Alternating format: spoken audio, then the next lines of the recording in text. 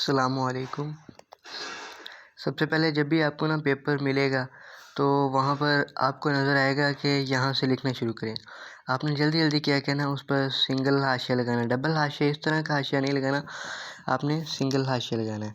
उसके बाद आपने लिखना है सब्जेक्टिव टाइप यानी कि इंशाइया तर्ज।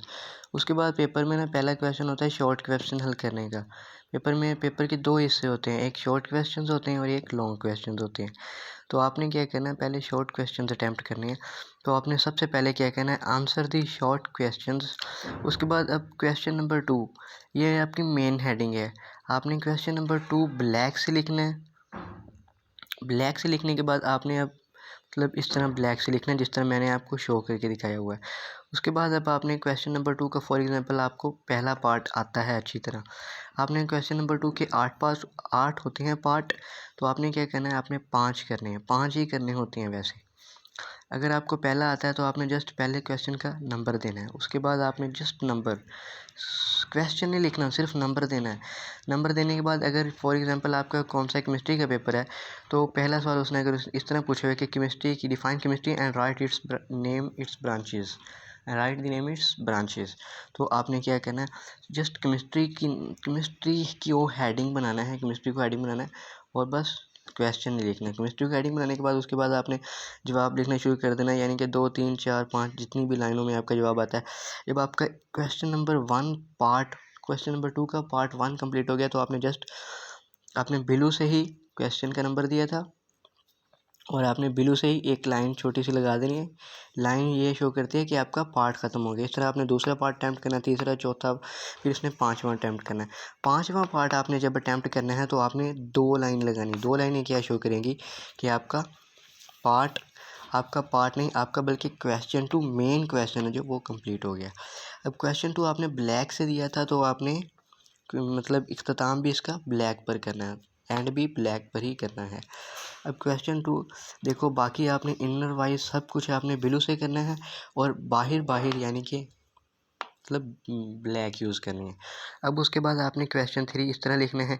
सेम इसी तरह आपने क्वेश्चन 3 भी अटैम्प्ट करना है, लेकिन मेन चीज़ ब्लैक से और इन जो अंदर वाली चीज़ है वो ब्लू से। एक लाइन क्या शो करती है, एक लाइन ये शो करती है कि आपका क्वेश्चन का पार्ट कंप्लीट हो गया और 2 लाइनें वो भी ब्लैक से, वो क्या शो करती हैं कि आपका क्वेश्चन 3 कंप्लीट हो गया है। अब इसी तरह आपने पेपर में क्वेश्चन 4 होता है, वो भी आपने इसी तरह अटैम्प्ट करना है। अब पेपर में आ जाता है लॉन्ग क्वेश्चंस। लॉन्ग क्वेश्चन लिखने से पहले आपने ये हेडिंग्स देनी है कि आप लॉन्ग क्वेश्चन लिखने हैं। ये शो करता है कि आप लॉन्ग क्वेश्चन अटैम्प्ट करने लगे हैं। लॉन्ग क्वेश्चन नंबर 5 होता है, इसके 2 पार्ट होते हैं। क्वेश्चन नंबर अब 5 है ना, इसके 2 पार्ट होते हैं, ए पार्ट और बी पार्ट। अगर आपने क्वेश्चन नंबर 5 करना है तो आपको ए पार्ट भी करना पड़ेगा, तो बी पार्ट भी लाजमी ही करना पड़ेगा। ये नहीं है कि आप अपनी मर्ज़ी के कोई से किसी का ए कर लें किसी का बी कर लें, ऐसा नहीं करना आपने। अगर क्वेश्चन नंबर 5 का ए पार्ट आपने अटैम्प्ट करना है तो बी भी आपको लाजमी अटैम्प्ट करना पड़ेगा। अब क्वेश्चन नंबर 5 लॉन्ग क्वेश्चन लिखने के बाद आपने क्वेश्चन नंबर 5 का नंबर देना है। ए पार्ट है, ए पार्ट आपने अगर आपको आता है तो आपने क्या करना है, लिखना शुरू कर देना है।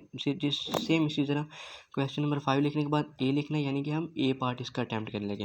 उसके बाद इसका आंसर लिखना शुरू कर देना है। फॉर एग्जाम्पल लॉन्ग क्वेश्चन कम से कम पूरे पेज का यहाँ से लेकर यानी कि यहाँ तक यानी कि पूरे पेज का होना चाहिए और पेज से ज़्यादा ही होना चाहिए, क्योंकि 4 नंबर का हो तो 4 नंबर लेने के लिए फिर मतलब लिखना पड़ता है काफ़ी सारा। उसके बाद आपने अब अपने बी पार्ट अटैम्प्ट करना, तो आपने पहले क्वेश्चन नंबर 5 की हेडिंग देनी है। उसके बाद बी पार्ट अटैम्प्ट करना। बी पार्ट अटैम्प्ट करने के बाद आपने जब आपका पूरा क्वेश्चन कंप्लीट हो गया तो आपने फिर 2 लाइन लगा देनी है। जब एक ही कंप्लीट हुआ तो फिर आपने 1 लाइन लगानी है। जब बी कंप्लीट हो गया फिर आपने 2 लाइनें लगानी है। इसी तरह आपने क्वेश्चन 6 भी अटैम्प्ट करना है, क्योंकि 2 क्वेश्चन अटैम्प्ट करने होते हैं। 2 क्वेश्चन अटैम्प्ट करने के बाद आपने इधर लिख देना है दी एंड, यानी कि हमारा पेपर ख़त्म हो गया। ये लिखना लाजमी होता है। कुछ आपको निगरान खुद ही बता देंगे कि ये लिख लीजिए।